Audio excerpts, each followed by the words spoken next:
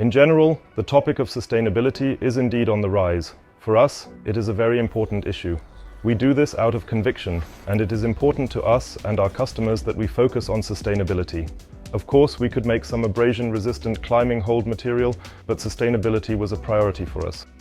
And we are trying to achieve maximum performance even with renewable raw materials.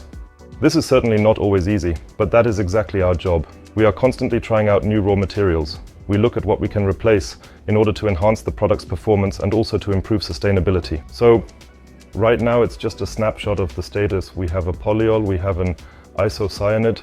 The polyol can be produced from natural oils, such as castor oil. There are even varieties of rapeseed oil and sunflower oil.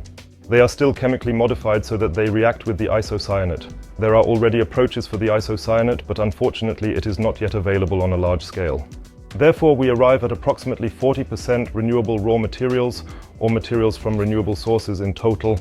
That is one point where we will continue to work. The isocyanate will come at some point.